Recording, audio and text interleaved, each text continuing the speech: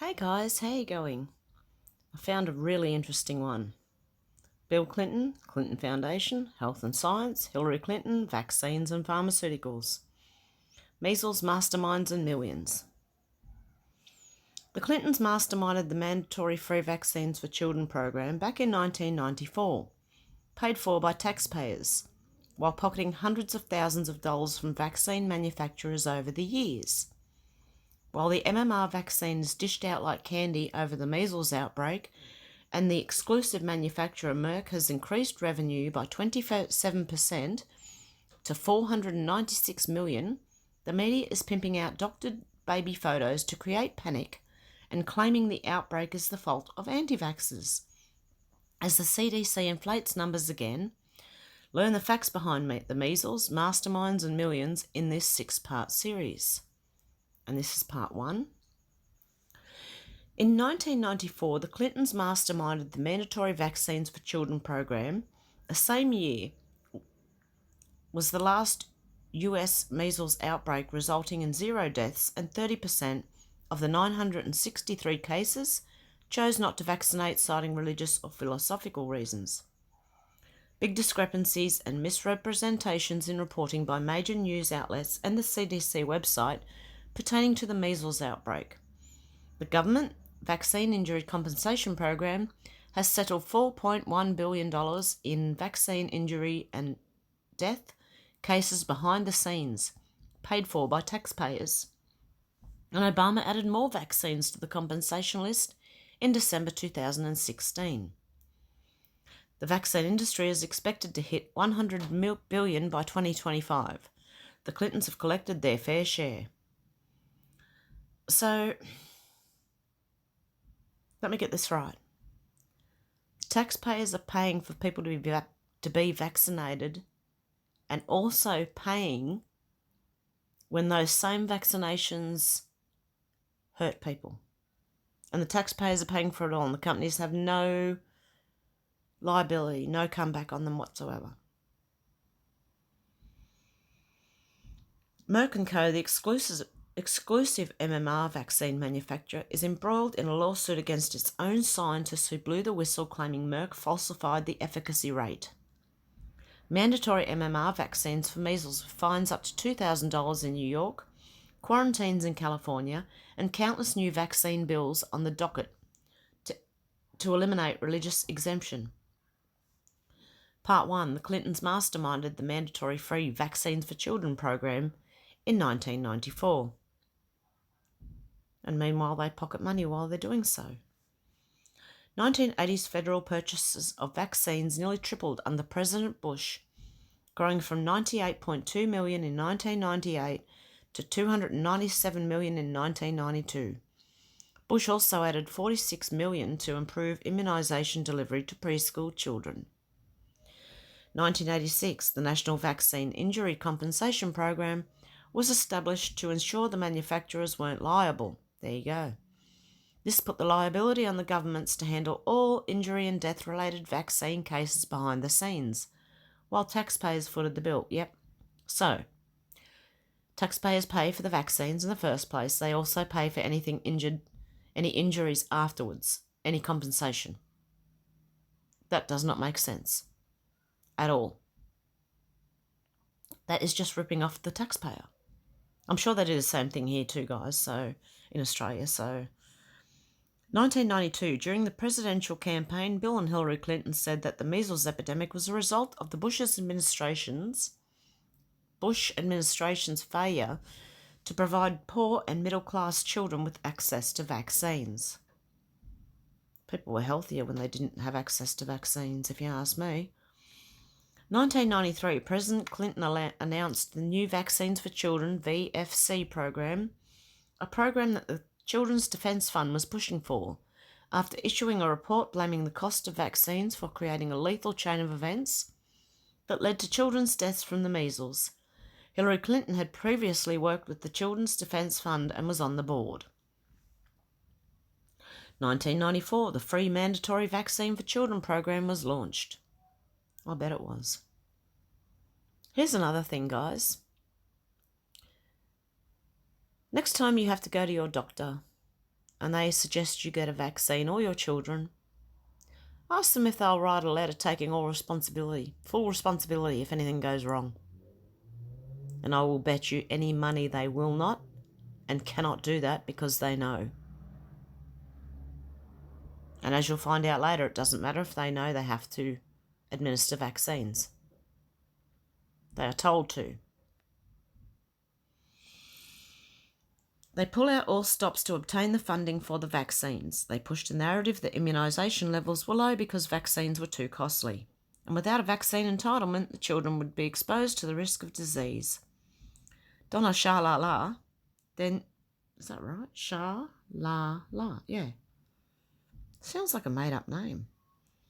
Then US Secretary of Health and Human Services, HHS, appointed by Bill Clinton, reported that the immunisation rate was at 55%. Shalala served for 8 years, the longest HHS secretary in US history. George W. Bush later handpicked her to co-chair with Senator Bob Dole on the Commission on Care for Returning Wounded Warriors. She was given the Medal of Freedom from Bush and went on to receive the Nelson Mandela Award for Health and Human Rights in 2010. Okay, well, I'll give that thing no credence anymore then.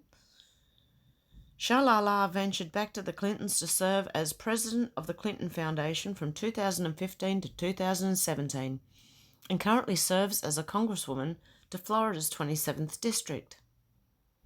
Guys, oh mate, you need to get rid of that person. We need to get rid of ours too in Australia. We need help. Everybody, the whole world's in the same boat, guys. Every major newspaper jumped on board reporting that vaccine prices rose astronomically and the immunisation rates were the lowest in a decade. What they forgot to mention was the fact that newly added vaccines made up for a large portion of the increase in cost, not to mention the federal excise tax. In 1977, vaccines cost $11, but by 1993 they had increased to $200 due to hepatitis B. Hang on.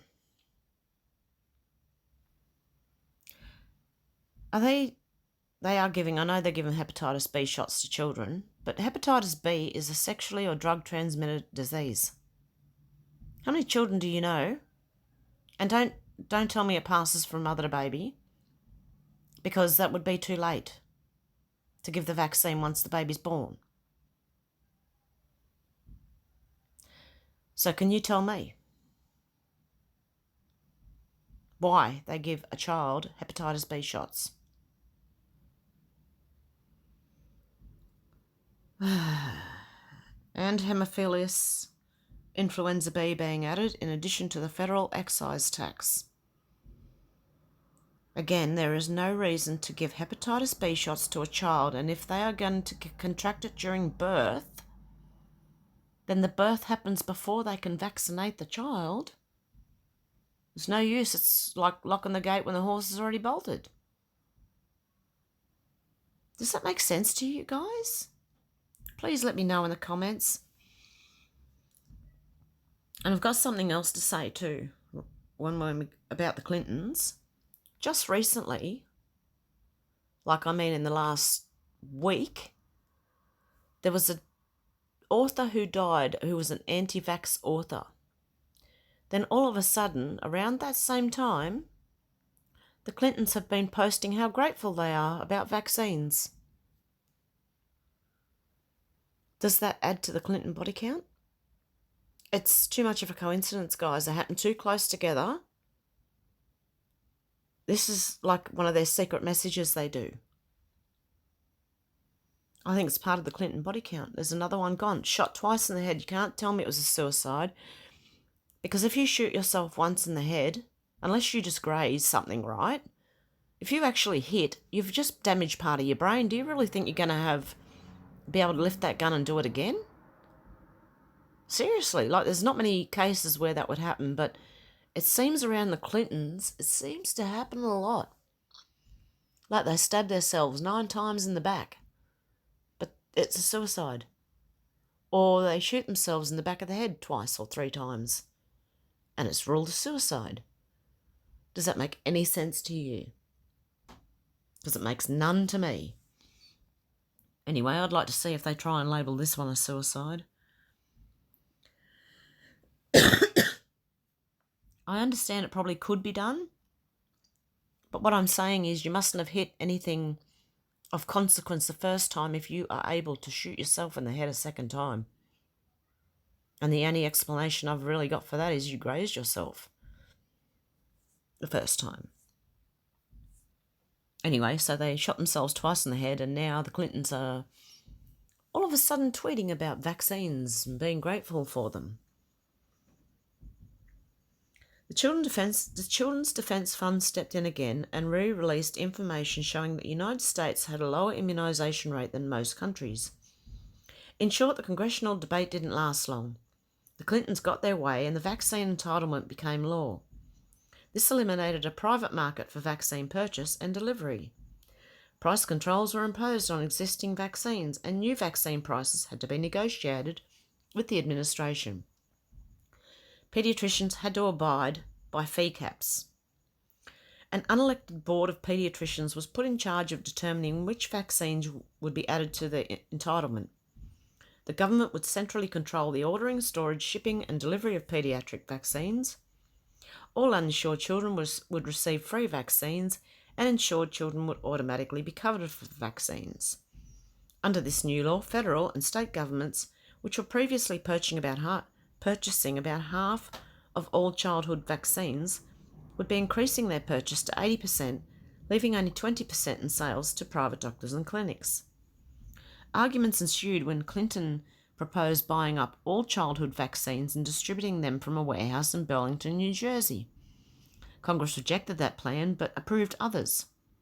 In 1995, they spent $511 million on immunisations and the purchase of vaccines, $938 million in 1996, and it kept climbing from there.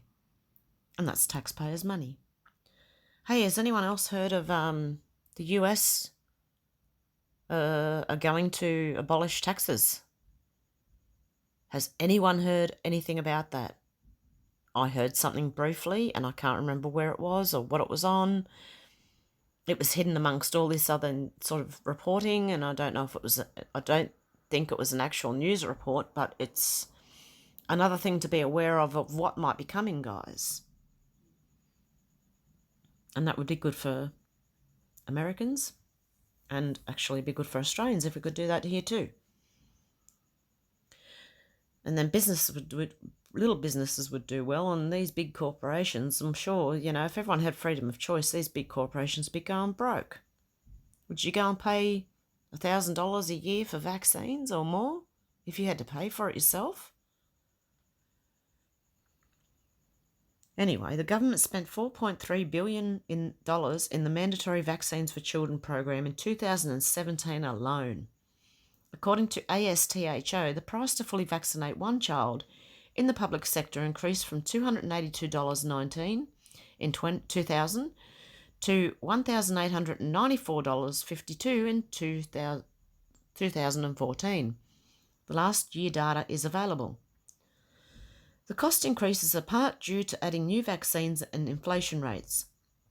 Children currently receive 28 shots of vaccine cocktails by the time they are 2 years old.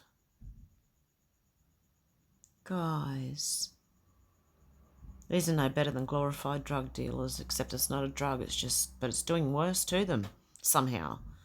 I mean, drugs is probably just as bad. It's all bad.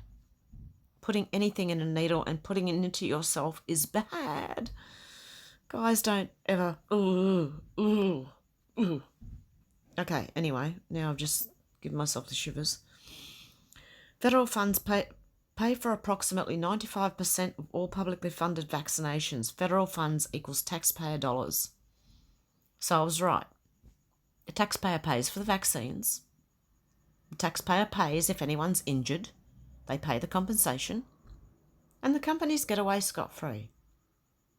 Does that seem right to you?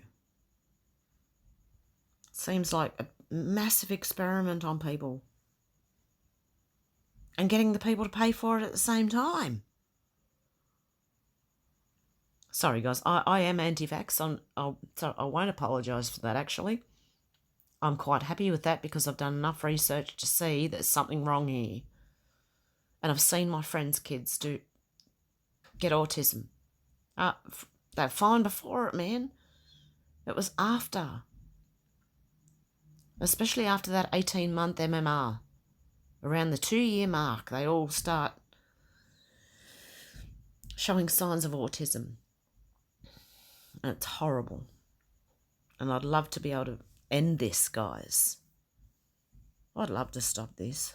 Stop everything. Stop the world. I want to get off. I don't like this ride anymore. Are you with me? Anyway, carry on. The VFC officially launched in 1994 through the CDC, providing free vaccines to children who are not covered by insurance, and is a part of every state's Medicaid plan. To streamline this, doctors are enrolled in the program. In 1993, the National Centre for Immunisation program was created to operate in Atlanta under the CDC. In 2006, it changed its name to the National Centre for Immunisation and Respiratory Diseases, NCIRD. They are responsible for the planning, coordinating and conduct of immunisation activities in the US. They support and supervise state and local agencies working on immunisation activities and commercial contracting for vaccine supply and distribution. They also assist health departments in developing vaccine information systems to identify children whose parents have not complied with local vaccination laws. And if they have to do it under the threat of a law, you know something's wrong. There's something wrong with it. The federal government controls every aspect of the vaccine industry. The distribution is not rolling out of a warehouse in New Jersey like the Clintons had originally planned, but it is indeed being overseen by the government on every level. This was a report and chart put together by Health Affairs in 2005. It is a 12-page segment from their book that breaks down the US vaccine system. Health Affairs is a peer-reviewed healthcare journal that is described by the Washington Post as the Bible of health policy. Exhibit 2, Major Components of and Participating Groups in the US Vaccine System. Health Burden Determination, the federal government. Vaccine discovery, federal government, academia, vaccine industry. Vaccine development, vaccine industry, academia, federal government. That's just the same thing around the other way. Vaccine production and distribution. The vaccine industry, commercial distributors, state and local governments. Regulation, federal government. Vaccine policy, federal government, professional medical societies. Vaccine financing, federal government, state and local governments, insurance companies, individuals. Are any of those professional medical societies, any of these individuals who are financing it? Vaccine administration, private healthcare providers, state and local governments. Monitoring vaccine use, federal government, vaccine industry, state and local governments. Monitoring vaccine effectiveness, federal government, state and local governments and the vaccine industry. Monitoring vaccine safety, federal government, vaccine industry. So the vaccine industry monitors its own safety along with the federal government who work pretty much for them. This is outrageous. Vaccine injury compensation and liability, federal government. Whereas the vaccine industry is completely controlled by the government, determining what mandatory vaccines will be injected into children, how taxpayers will be paying for 95% of those, when folks of all ages should be rounded up, quarantined, or fined if they do not get the vaccine, ultimately controlling the health of individuals across the entire country. It would seem when it comes to abortions and the life of a baby, the opposite is argued. On April 24, 2019, Hillary Clinton, the very same person who put all of the above in motion for government to control the health of individuals, tweeted this while quoting the judge and agreeing with his decision. A piece of good news for reproductive rights. A judge has blocked the administration's Title X gag rule. At the heart of these rules is an arrogant assumption that the government is better suited to direct women's health care than their providers. Indeed. The Clintons maintain their involvement with the vaccine industry until this day, under their illegally formed Clinton Health and Access Initiative. On May the 2nd, 2019, Health and Human Services released a 440-page ruling and fact sheet on protecting statutory conscious rights in healthcare. Delegations of authority, which clarifies the protection of healthcare individuals and entities on the basis of religious beliefs and or moral convictions, whereby there are protections put in place for doctors not wanting to perform abortions. Unfortunately, for those not wishing to administer vaccines, or for those not wishing to receive vaccines, those laws are left up to the individual state laws. See, that's terrible.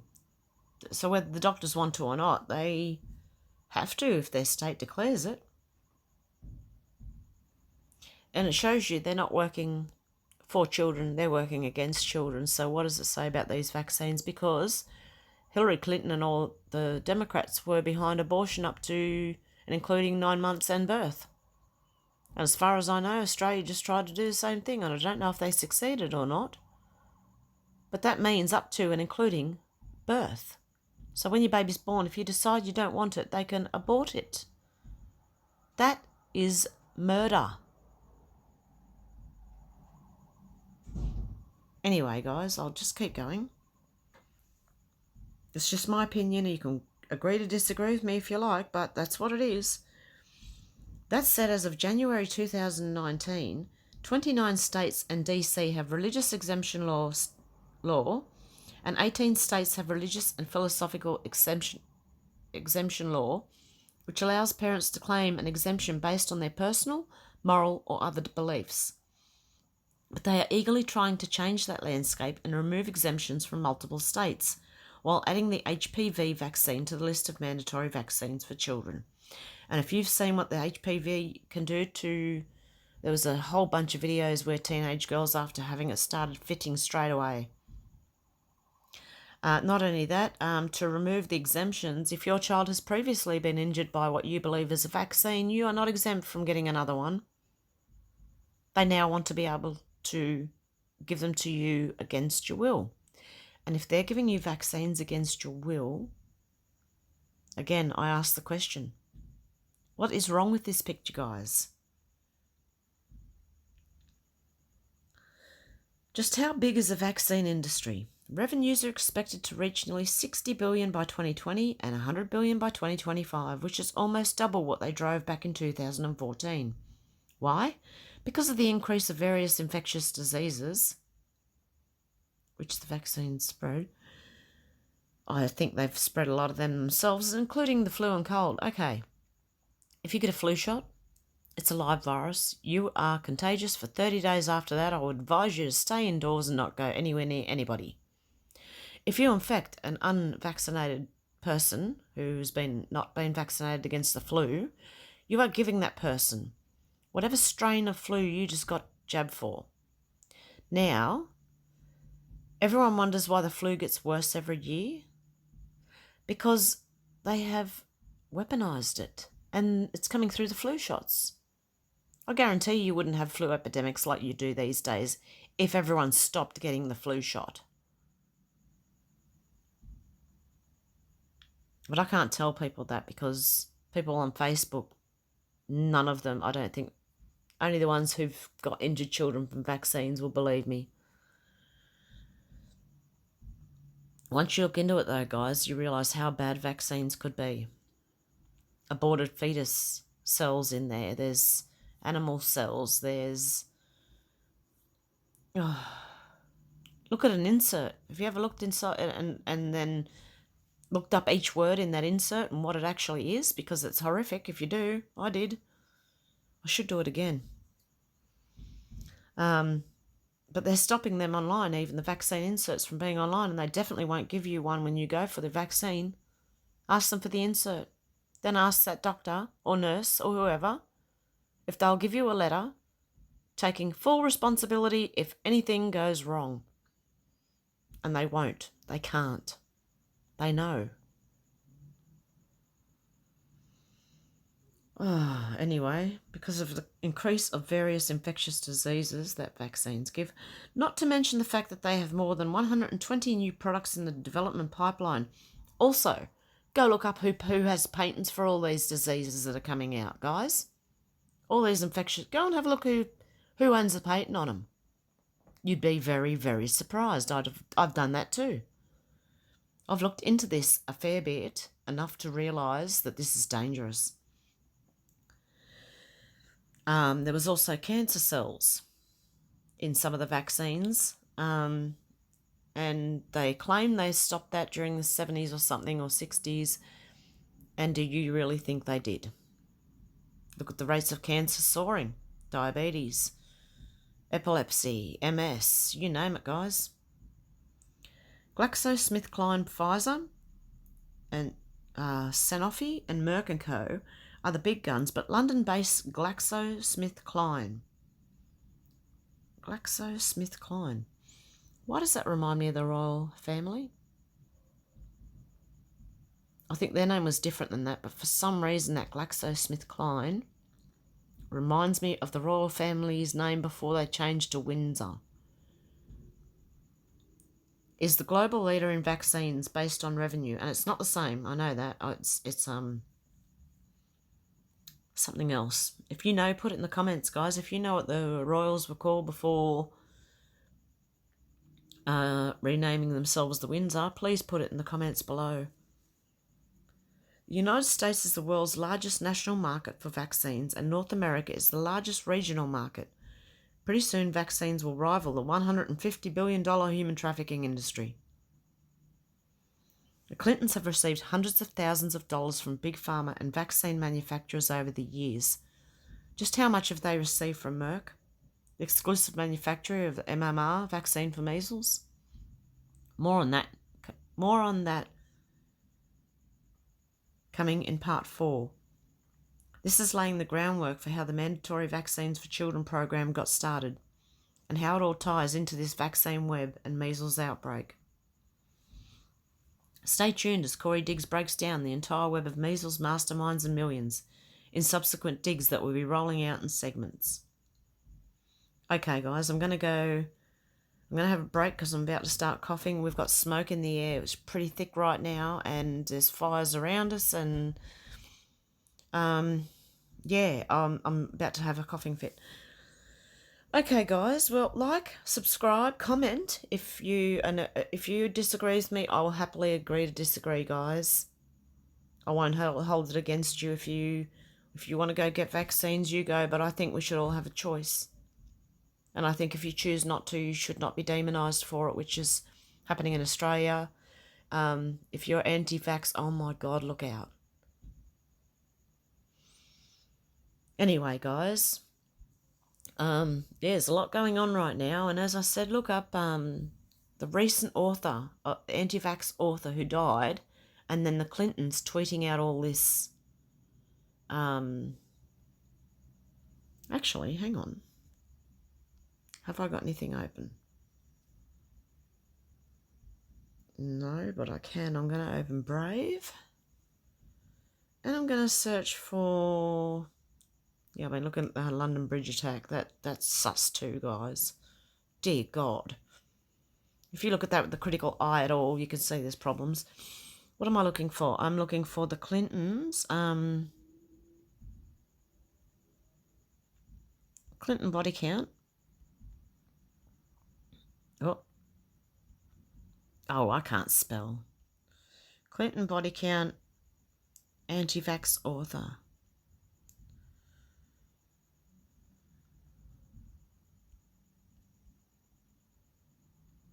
Okay.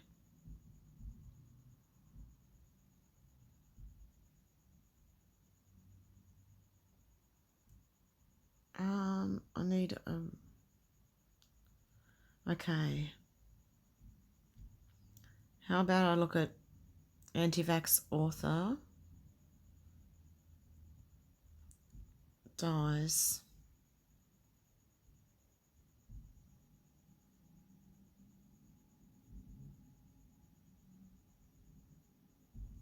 No, okay, they're not gonna. Oh, hang on, go back.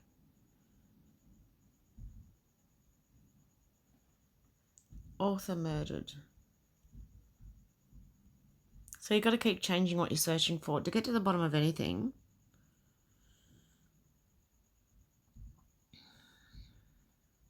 No. And I want news too. News.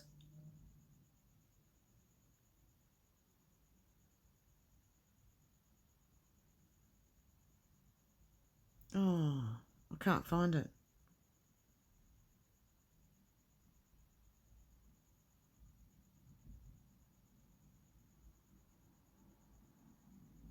No, I can't find it, guys. I heard it on something.